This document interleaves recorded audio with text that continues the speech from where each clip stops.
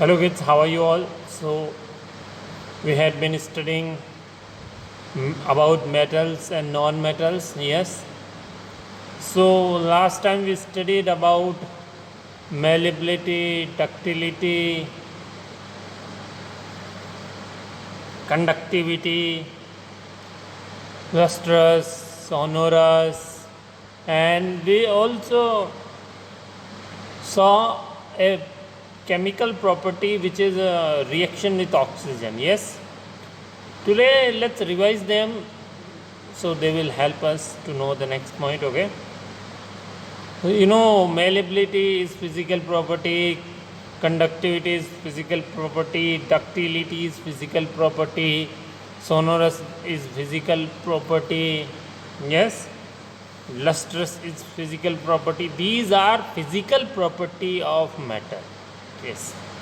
These are physical property of metals and non-metal, and on the basis of these physical properties, we studied about metals and non-metals. Yes, we studied about metals and non-metals.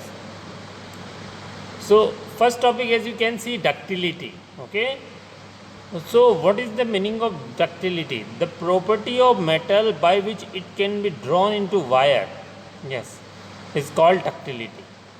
So we can say that metals are ductile, but while non-metals are not ductile. Metals are ductile, but non-metals are not ductile, yes. So kids, but if I talk about malleability, this is ductility. If I talk about malleability means the property of metal by which it can be beaten into thin sheet. The property of metals by which it can be beaten into thin sheet is called malleability. Okay, and what is ductility? The property of metal by which it can be drawn into wire is called ductility. So these are two definition. Of malleability and ductility. And all the metals are malleable. Yes, but sodium is not malleable. Okay, and all the metals are ductile also. But sodium is not ductile. Okay, because you can cut into piece. We will understand about sodium, okay, later. Now next is sonorous. The thing made of metal produce ringing sound when struck hard. Yes, we know that thing made of metals produce ringing sound when struck hard. Yes, when we try to strike with a hammer on metals, you know, in our school ringing bell in old time also. In old time, the school bell is made of metal.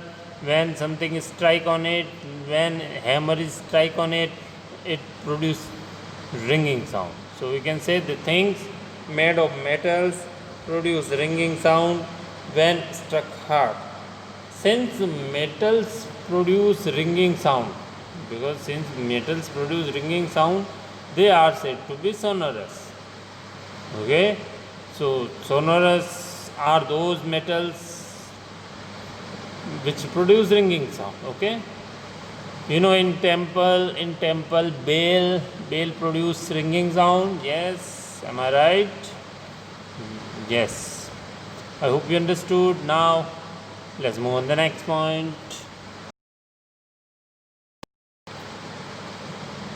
So kids, you know about malleability, ductility, conductivity, sonorous, you know about all. Yes, metals are malleable, metals are ductile, metals are sonorous, but non-metals are not malleable, non-metals are not ductile, non-metals are not sonorous. Okay, remember, non-metals are not malleable, non-metals are not ductile, non-metals are not sonorous. Okay, now next let's study chemical properties of metals and non-metals. First, chemical property of metals and non-metal is reaction with oxygen. Yes, last time we studied about it, but let's revise it. So remember kid, in short I am telling, first of all in short I am telling reaction with oxygen. When a metal react with oxygen, it forms metallic oxide. Okay, remember, when a metal react with oxygen, it forms oxide, or you can say metallic oxide. And when a non-metal react with oxygen, then it form non-metallic oxide. Okay, when a non-metal reacts with oxygen, it forms non-metallic oxide. I hope you understood the difference. Okay, so you are familiar with the phenomena of rusting. Yes, let's see the example of metal reaction with oxygen. First of all, let's see the example reaction of metal with oxygen. Okay, first of all we will see reaction of metals with oxygen. Okay, so you are familiar with the phenomenon of rusting of iron. Yes, am I right? You already know rusting of iron. You had learned that in both the processes oxide formation take place. Yes, so you know that during this process oxide formation happen. During this formation oxide is formed. How? Because when iron comes in contact with moist air means air plus water. Okay, moist air, or you can say moistured air, means air plus water. So when iron comes in contact with moisture air, then what happens? It forms oxide. Which oxide? Iron oxide. It forms metallic oxide, or you can say oxide. Which oxide? Metallic oxide. So when iron comes in contact with moisture air, it forms metallic oxide. Okay, so in this process oxide formation take place. And in when non-metal react with oxygen, it also form oxide. Okay, so in both the process oxide formation take place. Now let's understand by activity.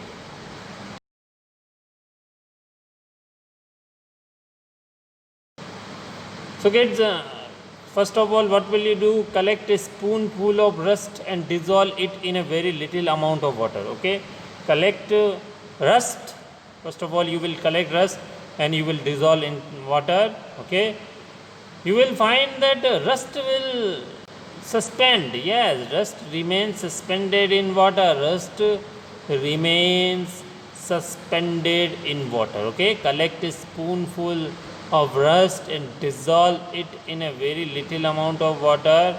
You will find that the rust remains suspended in water. Okay, now shake the suspension well.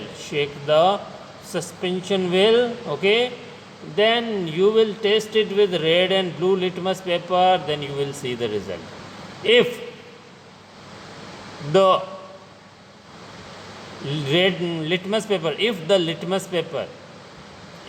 blue litmus paper, okay, first of all I am talking about blue litmus paper. If the blue litmus paper turns into red, it means it is acidic.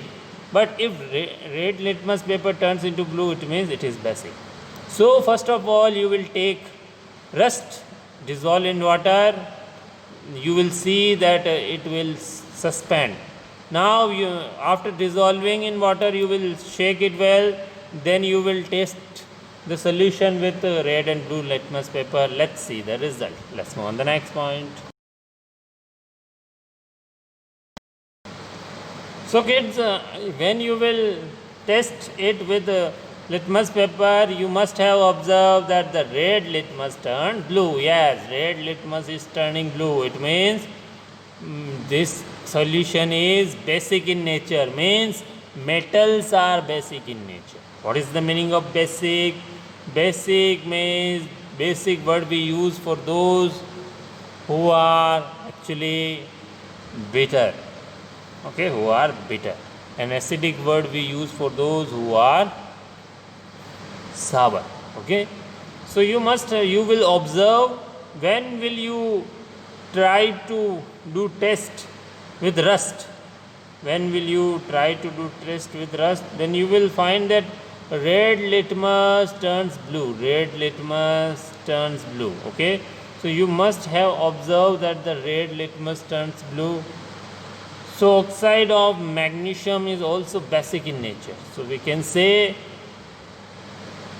that it is basic in nature. We can say it is basic in nature. Okay, we can say iron rust is actually basic in nature. I hope you understood that metallic oxides are basic in nature. Metallic oxide are basic in nature. Okay, and kids, we also did an experiment related to non-metals for sulfur non-metal. Yes, do you remember we did an experiment of sulfur non-metal? Yes, do you remember? We took the sulfur, spoonful sulfur in a deflagrating spoon, then we burned it. When we burn, it will release gas, sulfur dioxide gas. It will be released from sulfur. Then we put it into glass tumbler, then we add water, then we did the test with the litmus paper. Do you remember? Then we did the test with litmus paper. Then while this test, blue litmus paper turns red, so it shows that oxide of non-metals acidic in nature. Oxides of non-metals acidic in nature.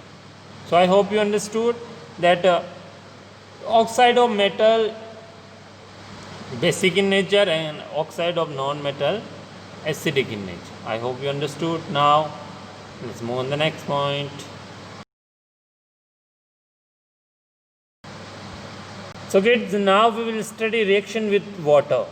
Next chemical property is reaction with water. So we will study that what happens when metals react with water and what happens when non-metals react with water. Okay, what happens when metals react with water and what happens when non-metals react with water. Okay, you know, whenever metals react with water, when metals react with water, it forms metallic hydroxide. Yes, when metal react with water, it forms metallic hydroxide.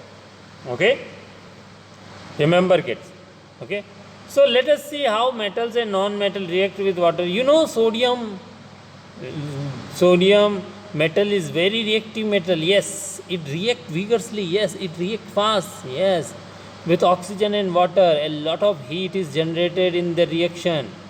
Yes, that's why we keep it in kerosene. You know, when sodium metal comes in contact with oxygen and water, when sodium metal come in contact with water, then what happens? It catch fire. Yes, it catches fire. Yes, sodium metal catches fire. Therefore, sodium metal is stored in kerosene. That's why we store sodium metal in kerosene. Okay, please write down. I'm giving you 10 seconds.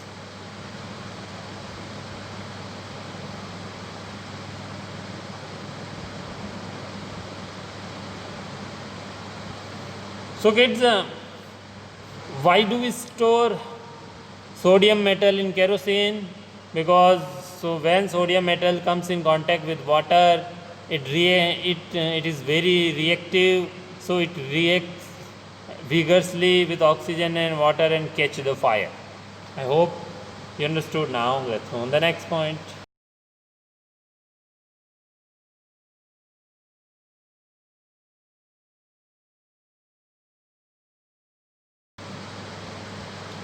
Okay, now let's do an activity. Okay, Take a 250 ml beaker or glass tumbler. Okay, take a 250 ml beaker, or you can say glass tumbler, anything you can take. Fill half of it with water. Then what will you do? You will fill the beaker with water. You will fill the beaker with water. Now carefully cut a small piece of sodium metal. You will cut a small piece of sodium metal. Okay. Then after cutting you will dry it. Okay. After cutting sodium metal you will dry it. Okay. Dry it using filter paper. Dry it using filter paper. You will dry it using a filter paper and wrap it in a small piece of cotton. Then you will wrap it in a small piece of cotton. You will wrap it in a small piece of cotton. Okay. Then put the sodium piece wrapped in cotton into the beaker. Then what will happen? Okay. What will happen? First of all, what will you do? You will take a beaker. Then you will fill half it with water. Okay. Then with the help of a filter paper, dry it. Then wrap it in a small piece of cotton. Then you will put in a beaker. Then let's see the result. Please write down. I am giving you 10 seconds.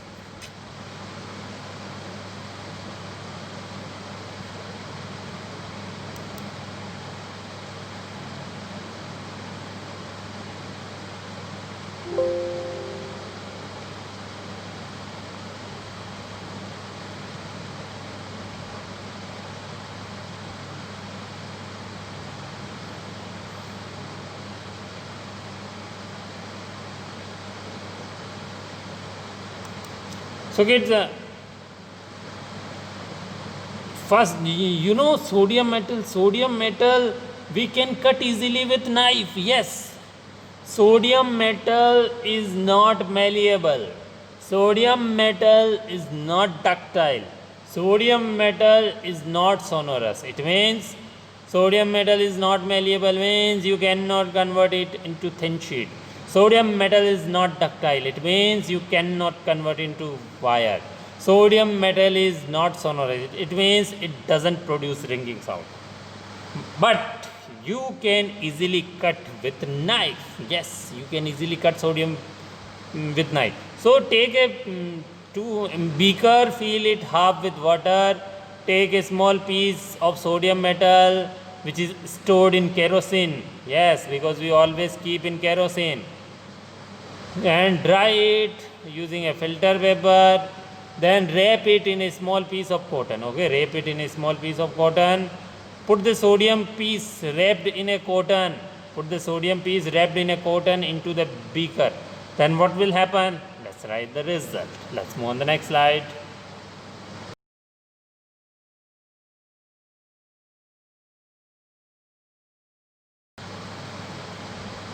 So kids, when you will put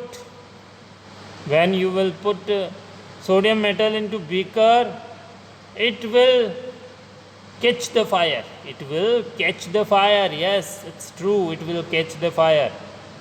So when you touch the beaker, you will see that beaker has become hot. You will see the beaker has become hot. Now this reaction shows that metals can react with water. This reaction shows that metals can react with water. Okay, and about sodium metal is very reactive. It reacts vigorously. When sodium metals comes in contact with water, it catches fire. Okay, if you do the test with red and blue litmus paper, you will find that the solution is basic in nature. You will find the solution is basic in nature. Okay. So when reaction stop, touch the beaker. When reaction stop means when you put sodium metal in water, then reaction will occur. After reaction, touch the beaker. What do you feel? Has the beaker become hot? Yes, the beaker has become hot.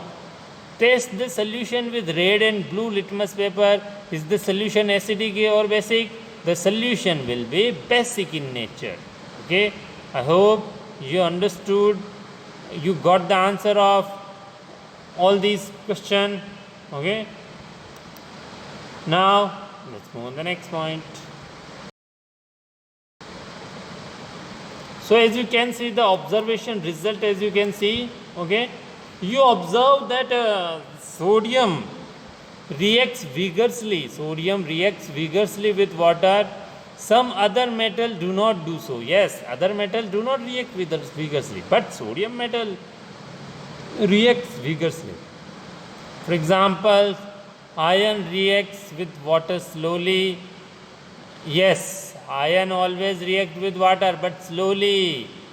Generally, non-metals do not react with water. Yes, non-metals do not react with water, though they may be very reactive in air. Yes, non-metals do not react with water. Remember, kids, generally non-metals do not react with water, but metals react with water. Metals react with water, but non-metals do not react with water. But they may be reactive with air. Yes, they may be reactive with oxygen. I already explained that metals react with oxygen and non-metals also react with oxygen. I already explained. Such non-metals are stored in water. For example, phosphorus. Phosphorus is very reactive non-metal. You know, yes, phosphorus also very non-reactive metal. Sorry, non-metal. Phosphorus is also a very reactive non-metal, just like sodium. Sodium react with water. Sodium react with water. But phosphorus react with air. Remember, kids, sodium react with water, but phosphorus react with air. Sodium is stored in kerosene, but phosphorus is stored in water. Remember, kids, sodium is very reactive with water, but phosphorus is very reactive with air, means oxygen.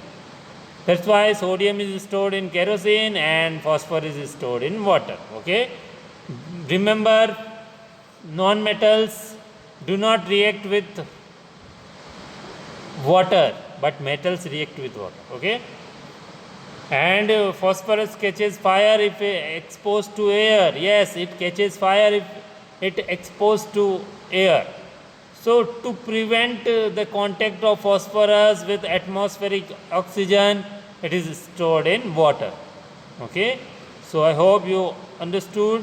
So you observe that the sodium reacts vigorously with water. Some other metals do not do so. For example, iron reacts with water slowly. Generally, non-metals do not react with water, though they may be very reactive in air. Such non-metals are stored in water. For example, phosphorus is a very reactive non-metal. It catches fire if exposed to air. To prevent the contact of phosphorus with atmospheric oxygen, it is stored in water. I hope you understood. Now let's move on the next point. Okay, kids, now we will study next chemical property, reaction with acid. Yes, metals react with acid. Metals react with acid, but non-metals do not react with acid. Yes, metals react with acid, but non-metals do not react with acid. Okay, so we will do an activity. First of all, we will do an activity to understand it. Okay, to understand it. So you will do this activity in the presence of teacher. We will also do this activity in the school. Okay, don't worry, kids. When the school will open, that time we will do the activity, but you will take care during this activity. You will keep your mouth away from test tube. Yes, and you will keep the mouth of test tube also away from your face. Okay, use the test tube holder to hold the test tube. Yes, you will use the test tube holder. Okay, now let's see the activity. Let's move on the next point. Please write down the heading. Okay, now let's move. So kids, what will you do? You will take a sample of metals and non-metal. Yes, you will take a sample of metals and non-metal into different test tube. Okay, which are labeled as A, B, C, D, E, F. Yes, take 6 test tube. First test tube name is A, second test tube name is B, third test tube name is C, fourth test tube name is D, fifth test tube name is E, sixth test tube name is F. Okay, you will take 6 test tube. Okay, you will label, means you will take 6 test tube and you will label them with A, B, C, D, E, F, and you will take sample of metals and non-metal in separate test tube. Okay, add 5 ml of dilute hydrochloric acid to each test tube with the help of a dropper. Yes, first of all, what will you do with the help of dropper? You will add 5 ml dilute hydrochloric acid in each test tube. Means dilute hydrochloric acid means HCl. Yes, you already know. If you don't know, I will show you in the lab. Okay, then you will observe the reaction carefully. Okay, so first of all, with the help of dropper, add 5 ml of dilute hydrochloric acid to each test tube one by one. Observe the reaction carefully. Okay, if no reaction occur in a cold solution, warm the test tube gently. If no reaction occur, then you will warm it. Okay, you will warm it. Now bring a burning matchstick near the mouth of each test tube. Yes, you will bring a burning matchstick near the mouth of test tube. Near the mouth of test tube. Repeat the same activity using a dilute sulfuric acid. You will repeat the same activity with a dilute sulfuric acid. Okay, then record your observation. First of all, you will take hydrochloric acid. Okay, then warm it. If reaction not occur, then warm it. Then bring a burning matchstick near to the mouth of each test tube and test the solution. Then repeat the same activity using dilute sulfuric acid. Dilute sulfuric acid means H2SO4. Sulfuric acid is also known as king of chemical. Okay, sulfuric acid is also known as king of chemical. Then what will happen? Let's write the result. Let's move on the next slide.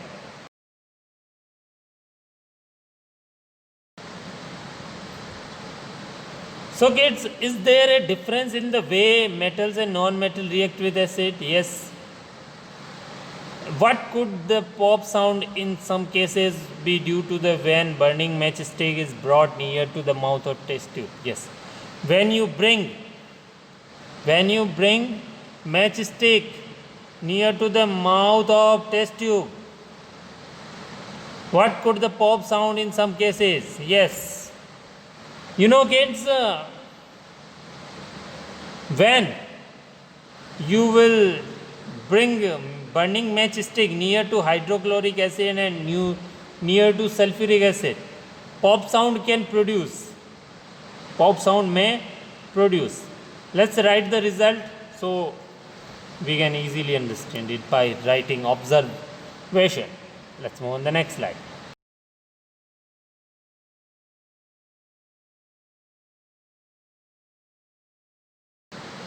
So kids, as you can see, you must have found that non-metals generally do not react with acid, but metals react with acid. Yes, and must produce hydrogen gas that burn with a pop sound. You must have noticed that copper does not react with dilute hydrochloric acid even on heating, but it reacts with sulfuric acid. You know kids, hydrochloric acid do not react with copper. Hydrochloric acid do not react with copper, but copper react with sulfuric acid. Yes, copper react with sulfuric acid. And when you bring a burning matchstick near to hydrochloric acid, it produces pop sound and hydrogen gas. Yes, it produces pop sound and hydrogen gas. Okay, remember it kids. Okay, so when you take solution in different test tube, yes, 5 ml solution of hydrochloric acid in ABCDEF, then you will do the testing with burning matchstick. Then what will you see? You will see the result. the pop sound will produce with hydrogen gas. Yes? I hope you understood. Now let's move on the next point. It's time to ask you a question. Why is sodium metal stored in kerosene? Yes, why is sodium metal stored in kerosene? Because when sodium react with moist air and water, when sodium react with water, it catches fire. So we can say that sodium metal is very reactive. It reacts vigorously with water. That's why it catches fire. That's why we store sodium metal in kerosene. Okay, that's why we store sodium metal in kerosene. Now I want to ask you one more question. Why do we store phosphorus in water? Why do we store phosphorus in water? Yes, can you give me the reason? Because phosphorus is a non-metal. Phosphorus is a non-metal, and when phosphorus react with air, it catches fire. While sodium react with water, it catches fire, and phosphorus react with air, it catches fire. Because phosphorus is non-metal and non-metal do not react. Generally, non-metal do not react with water. Okay. Next question is explain chemical reaction with acid. Yes, explain chemical reaction with acid. Okay. So, when kids, if you take copper, and if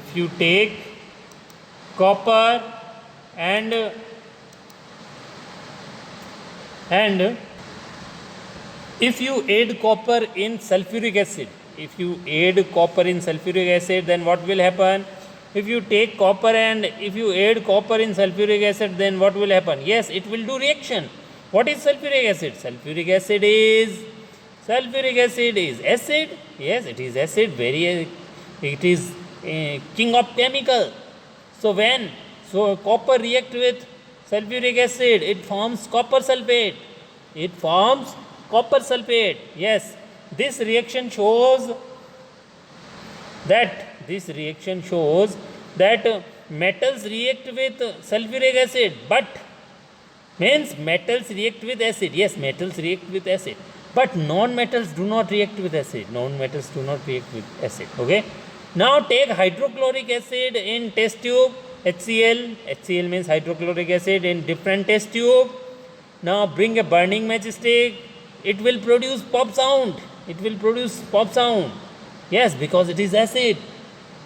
Okay.